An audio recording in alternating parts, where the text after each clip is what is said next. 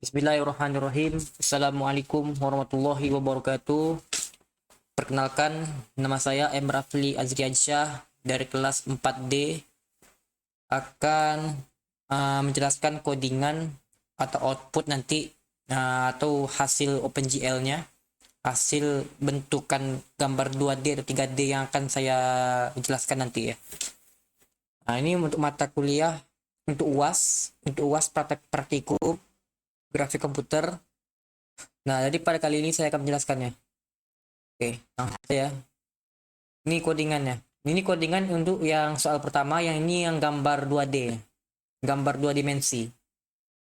Jadi yang pertama itu kita dulu bikin dulu, ini adalah headernya. Header berupa include GL atau GLOT H. Ini untuk OpenGL-nya dan ini untuk IOStream ya. Karena IOStream ini gunakan untuk C++. Dan kemudian di sini ada deklarasi variabel full screen dengan tipe datanya bool dan nilai awalnya itu false. Ini gunanya nanti untuk ketika kita melakukan pencet F nanti, dia akan otomatis berubah. Dia akan bisa ngecil, membesar. Nanti kalau misalkan dia mengecil, dia akan nilai false gitu. Tapi kalau nilainya true, misalkan kita nanti ada trigger untuk membuat dia true, maka dia akan jadi full screen gitu. Dan ini sini const integer width, ini untuk lebar Windows nanti 800, dan ini height-nya tingginya itu 600. Dan sini ada variabel rotation angle yaitu 0. F ini maksudnya adalah float 0,0. Ini berarti pada datanya float. Ini translasi X-nya, ini untuk X-nya, ini untuk Y-nya. Jadi ini variabel translate X sama Y ini untuk translasinya nanti. Dan ini untuk yang untuk rotation angle ini untuk rotasi. Ini habis itu scale factor ini adalah skalasinya. Dan nilainya 1. Dan untuk bool reflect X, ini untuk refleksinya X dan Y-nya itu sama-sama false dua-duanya awal-awalnya. Di sini ada fungsi draw object, dalamnya itu ada push matrix. Habis itu ada GL translate F. Ini maksudnya adalah 3 dimensinya, yaitu ini variabelnya itu variabel X sama Y tadi, translate X sama Y tadi dipanggil sini, nilainya 00, 00 semua gitu. Nah ini untuk GL rotate F-nya, ini untuk rotasinya. Nilainya itu rotation angle, variabel yang sebelumnya. Habis itu 0, 0, 1. Dan ini GL skalasinya, ini GL scale F, berarti itu skalasi. Ada scale factor, variabel sebelumnya ini scale factor. Habis itu scale factor lagi, habis itu nilai 1F. Di sini ada pertambangan if reflect X. Apabila reflect X-nya itu benar-benar apa? Kalau turun nanti, maka dia akan menjalankan yang ini. Gitu. Habis itu dia akan menjalankan yang bawahnya gitu. Jadi sini bukan if else ya, tapi if gitu. Jadi bawahnya walaupun if ini jalankan, nggak jalankan, ini tetap jalankan gitu. Nah, di sini ada ini sini baru kita bikin segitiganya. Itu nih GL begin, GL triangle. Nah, ini sini gunanya awal kita bikin segitiganya. Nah, ini kita tentuin color 3 dimensi, ada bentuk 3 dimensi nanti. Nah, ini vertex 2F. 2F itu maksudnya adalah 2 dimensi gitu. Jadi ini yang X, ini yang Y-nya. Nah, sini nilainya 0,5 X untuk X-nya, Y-nya itu minus 0,5. Nah, sama seperti bawah juga 0,5, sini minus 0,5 untuk Y-nya. Dan nanti vertex yang titik yang ketiganya itu 0,0, 0,5. Habis itu GLN untuk menutup akhir segitiganya gitu. Habis itu pop matrixnya. Nah, ini kita push, habis itu kita pop tarik gitu. Habisnya di sini ada void display.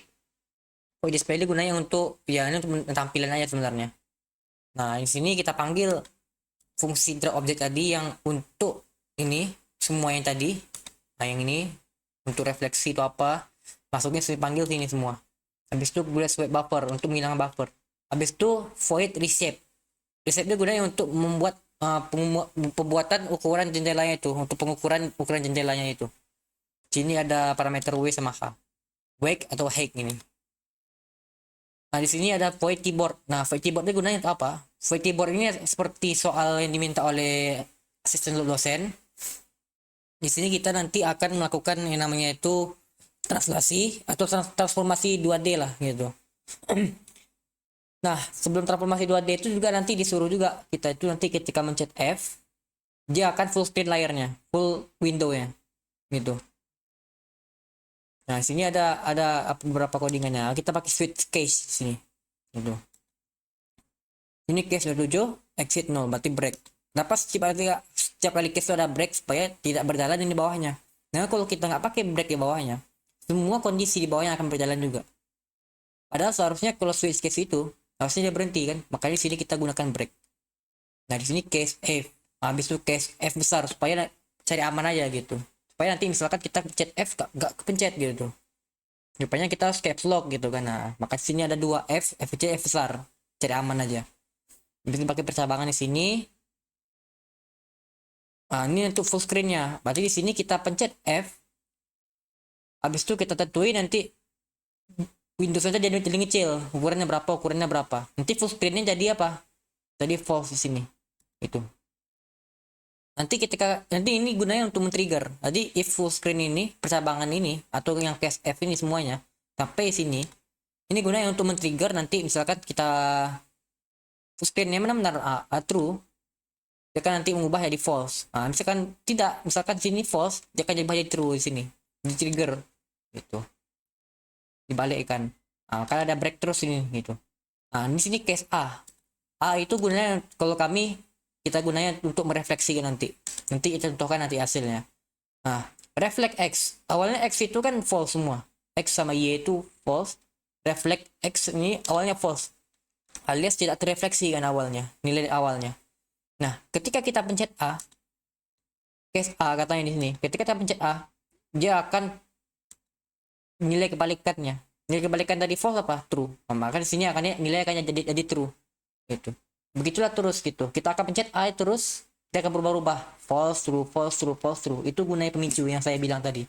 Supaya bisa dia berubah-ubah. Nah, sini baru break. Nah, habis itu case B lagi kan. Nah, B ini untuk rotasi. Rotasinya ini kalau yang B, ini rotasi ke kiri. Nah, sini rotation angle-nya 10 nilainya. Jadi 10 besarnya gitu. Secara MTK, secara koordinatnya seperti itu. Habis itu break. Nah, yang C ini sama, rotasi juga tapi ke kanan. Gitu.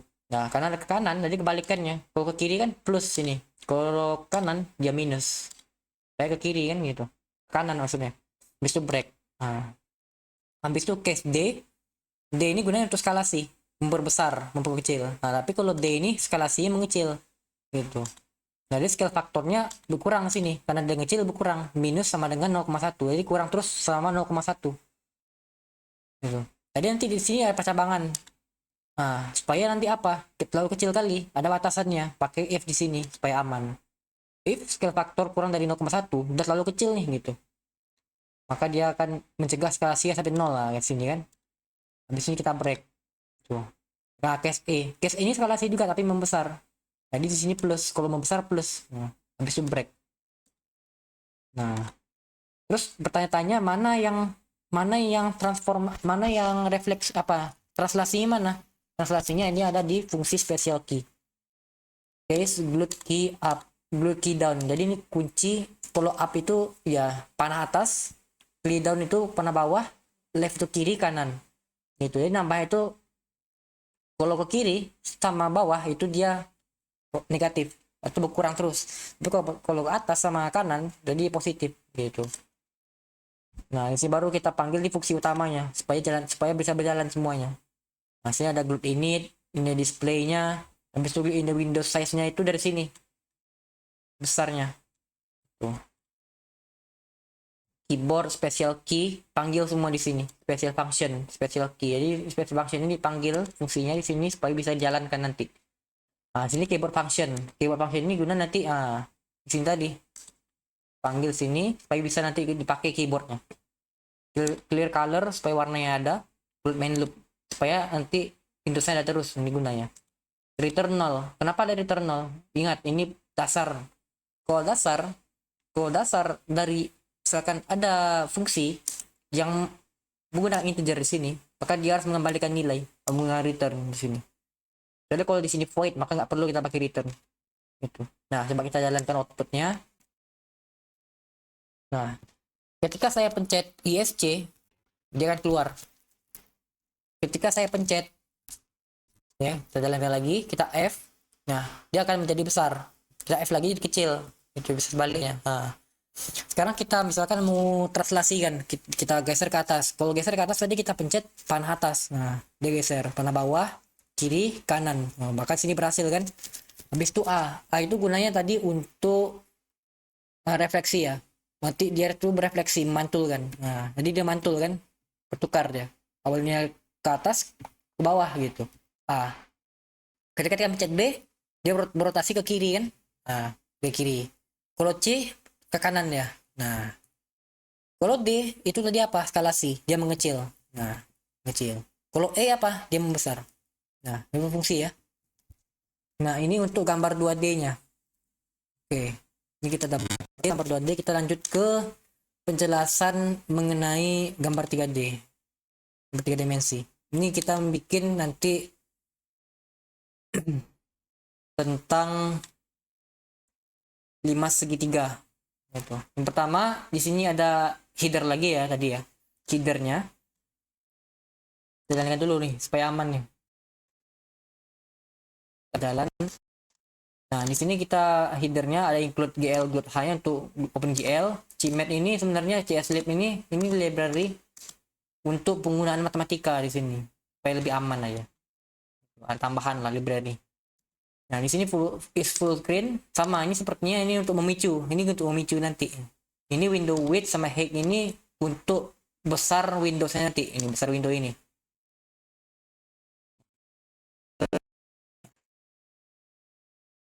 Nah, di sini ada fungsi menggambar 5 segitiga yaitu draw piramid. Nah, namanya itu draw piramid. Jadi piramid kan bentuknya. Nah, awalnya itu kita bikin GL begin dulu, segitiga dulu gitu. Segitiga. Ini sisi depan. Sisi depannya itu ada 4 gitu. Karena ini bangun ruang. Jadi dia ada 4. Ada berapa sisi gitu. Yang pertama GL ini sisi depan. Ini koordinatnya. Ini X, Y, Z. Ingat, karena ini 3 dimensi. Jadi 3F. Kalau 2 dimensi 2F. Ini 3F. Jadi 0 X-nya, 1 Y-nya, Z-nya 0. Gitu. Berlaku untuk yang sisi yang lainnya. Kanan, sisi belakang, sisi kiri. Itu. Dasar limasnya. Ini dasar limasnya itu di sini. Itu dasarnya. Dasarnya itu kita menggunakan nanti persegi. Nah, segi 4 lah. Nah, sekarang kita lanjut ke fungsi menangani tampilannya. Void display. Nah, void display itu sebenarnya dasar aja sih. Ini kita emang dari sananya dapat gitu ya. Saya pelajari belum apa juga. Ini GL matrix model view-nya. Habis itu GL load identity-nya. Kita load. Habis itu kita glue look at, kita lihat nih gitu. Look at gitu. Kita lihat nih. Habis itu kita muter objek. Gitu. Jadi ini adalah fungsi atau bagaimana nanti dia bisa berputar nih nanti. Di sini. Nah, draw piramidnya nanti dipanggil fungsi draw piramidnya. Piramidnya dipanggil sini atau limasnya. Nah, sini ada rotate terus ya. Gitu. Jadi berputar-putar terus ya, makanya rotasi. Nah, habis itu masuk kita ke fungsi reshape. Nah, reshape ini sama tadi untuk menangani perubahan ukuran jendela. Gitu. Ada sini W sama H-nya. Ini adalah parameternya. Di sini ada fungsi untuk menangani input keyboard. Nah, sama ini untuk fungsi untuk keyboardnya, men-trigger keyboardnya itu bisa muncul. Kita pencet F itu dia bisa full screen. Itu dia pakai fungsi. Sebenarnya kita bikin fungsi void keyboard. Gitu. Ingat kalau fungsi void itu nggak perlu pakai return. Nah, dalamnya isinya apa? Itu ada percabangan if key sama dengan F. Jika kita pencet F, maka dia akan menjalankan yang dalamnya. Dia akan menjalankan yang ini. Gitu. Ini masuk yang ini. Nah, menjalankan yang ini. Habis itu nanti ketika dia berjalan, dia nanti masuk percabangan lagi gitu. Ada percabangan lagi nih, percabang bersarang ini. If is full screen, apabila full screennya itu true, jalankan ini. Gitu. Tapi karena masih false, maka dia nggak apa. Berarti dia lari ke sini nanti harusnya. Tapi karena nanti ya, kita lihat. Tapi kalau misalkan ini nggak berjalan, ini nggak sesuai, ini misalkan nggak tereksekusi, maka dia nanti lari ke sini langsung gitu. Inilah pergunaan percabangan. Ini percabangan ini belum masuk, ini masuk ke dasar pemrograman. Nah, di sini untuk men-trigger ya sih sebenarnya. Makanya sini men-trigger lagi, ini false, ini true gitu. Ini tombol ISC. Kalau yang if nih, bentuk tombol ISC. Jadi misalkan kita nggak mencet F, maka dia berarti kita harusnya mencet ISC gitu. Nah, di sini ada fungsi utama. Itu, fungsi utama glute init. Ini tuh untuk menginisialisasi gitu. Habis itu menginit display modenya. Ini display modenya gimana? Kita bikin gimana? Habis itu kita glute init window. Kita menginisialisasikan ukuran window ini untuk outputnya nanti besarnya.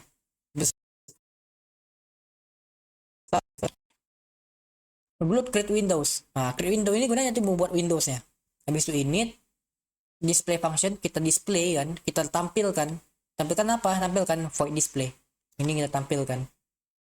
Display ini isinya apa? Hasilnya ini dipanggil dari di pro piramid. Makanya dia bisa menampilkan gitu. Apa isinya?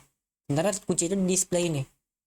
Habis itu reshape. Reshape itu gunanya untuk menangani perubahan ukuran. Tadi kan untuk full screennya, kalau false dia akan ngecil. Kalau dia true dia akan membesar gitu. Menangani itu perubahan ada di situ. Di reshape function. Habis itu keyboard untuk apa? Untuk memicunya. Memicu tombol full pakai huruf F. Kalau dia besar nanti. Blue idle function, display, main loop jangan lupa. Dan jangan lupa ini karena integer, fungsi mengembalikan nilai, maka dia pakai return 0. Nah, sekarang kita run aja. Kita run. Inilah. Nah, ketika kita pencet F, dia akan full screen. Kita pencet F lagi, dia akan mengecek ini. Dia apa? Pencet F. Nah, ini dia full screen-nya, variable full screen-nya jadi true. Ketika kita pencet full screen-nya lagi. Ini sekarang TV-nya full jadi gitu. Baca bisa seperti itu gunanya. Itu dia akan keluar. Nah, dia akan keluar.